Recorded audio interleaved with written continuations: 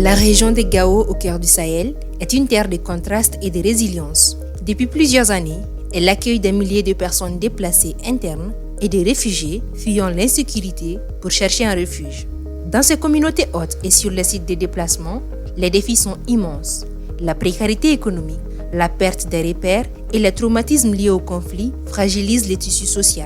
Les femmes et les enfants sont souvent les plus vulnérables, exposés aux violences basées sur le genre et aux dangers des restes explosifs de guerre. Face à cette urgence, il ne s'agit pas seulement de survivre, mais de réapprendre à vivre ensemble. La première formation, on a fait sur le VBG. La deuxième formation, on a fait sur la protection de l'enfance. Et la troisième formation, sur les engins explosifs. On a mené des activités de sensibilisation sur le VBG. Après aussi, on a mené des activités sur la protection de l'enfance. Et on continue aussi à faire la sensibilisation. Les associations ont bénéficié de 630 000 francs pour les activités de différentes sensibilisations. Vraiment, on remercie la chaire et le MSS pour cet appui.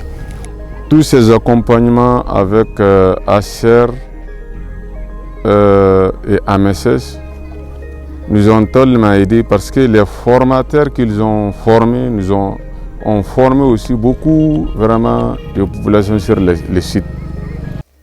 C'est pour répondre à ces défis complexes que l'Association malienne pour la survie au Sahel, l'AMSS, avec l'appui stratégique et financier du HCR, a déployé le projet de renforcement de la cohésion sociale, le projet PBC.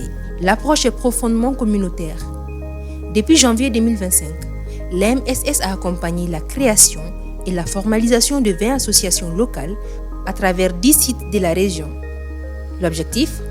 Donner aux communautés les outils pour devenir les acteurs de leur propre protection. Des dizaines de leaders communautaires, hommes et femmes, ont été formés. Ils sont devenus des relais essentiels, menant plus de 60 séances de sensibilisation sur les violences basées sur le genre, la protection de l'enfance et la lutte anti-mine. Mais la protection passe aussi par l'autonomisation. Le projet a soutenu la création d'activités génératrices de revenus pour des dizaines d'associations féminines et de personnes à besoins spécifiques.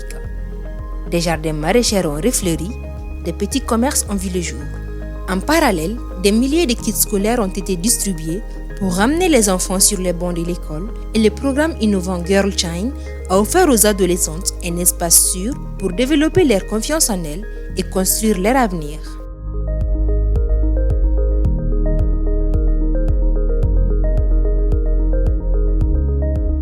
Notre association aujourd'hui est formelle. Il y a l'INHR, il y a MSS et d'autres partenaires.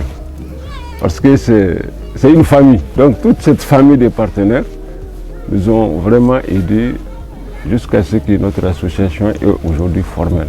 Vous voyez, même avec des banderoles, avec des gilets. Hein? Donc vraiment c'est un pas. تنيلا سندخسل من تبوغاس باراتاوين تولسا سنداقنين تيلا الدخسل ميدغنا نرزيق ودغا أموتن دغدين هي تكفينا إلى الرزيق هي أمرا هكاشل داغ ترقاش دخسن هكاشل ترقاش دخسن هي. Si vous extirpez le volet protection à base communautaire, de la protection en général, il ne va pas rester grand-chose.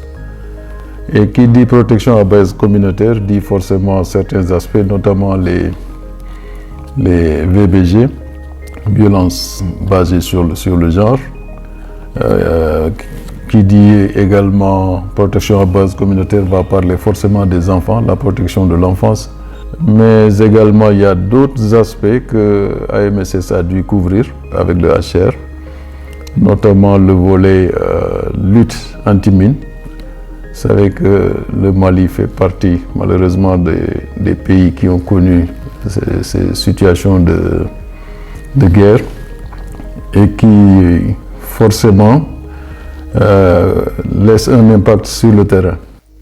Aujourd'hui, sur le terrain, les chiffres se transforment en visages et les activités en véritable changement de vie. Écoutons ceux qui font vivre ce programme au quotidien. Vraiment, notre avenir quand même, on voit que maintenant quand même, ça s'améliore beaucoup. Donc on voit que maintenant, les besoins de nos enfants sont en bonne route Nos enfants partent à l'école, on paie leur scolarisation, on fait tout. Ils mangent aussi bien. Ils nous ont aidés à faire beaucoup de choses. Par exemple, le commerce, avec la fabrication de charbon à briquettes. Zama irka nango, irga zibi, irga herai, irsinda goy, irdu goy jinay alhamdulillah frige we kinino. Ay sa hay kul sabu kalaymane irko mi banande gomni. Irgo nere jingina wata kan konni gono irga nere irga du noru bobo za fo irga hinga du 20 000 19 000 18 000 zarora. L'autonomie financière redonne de la dignité, mais c'est la force du groupe qui garantit la pérennité de ses acquis. Et pour la nouvelle génération, c'est une nouvelle vision du monde qui s'ouvre. Le chemin vers une paix durable est long, mais à Gao, les fondations sont posées. À travers le projet PBC, l'AMSS et les HCR n'ont pas seulement distribué une aide, ils ont catalysé une énergie collective. Ils ont prouvé que lorsque les communautés sont écoutées, formées et soutenues, elles ont la force de surmonter les pires épreuves. On avait eu des partenaires comme ACER qui nous a vraiment aidés d'avoir construit ça et puis de fournir des matériels et de nous accompagner pendant 4 mois. On a besoin de 2 machines. Machine pour tigre, machine pour les moulins. Hein? Pour que ça s'agrandisse.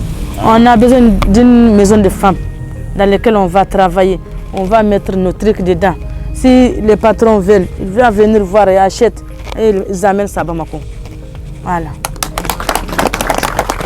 Il y a vraiment les besoins, surtout les réfugiés, les PDI qui n'ont pas chez eux, y compris la communauté haute dans laquelle les réfugiés et les PDI sont chez eux. Je remercie infiniment AMSS, partenaire terrain, et notre partenaire, le grand partenaire INHCR, et les partenaires financiers et techniques. Aujourd'hui, les déplacés, les réfugiés et les autres ne se regardent plus avec méfiance, mais travaillent ensemble dans un avenir commun.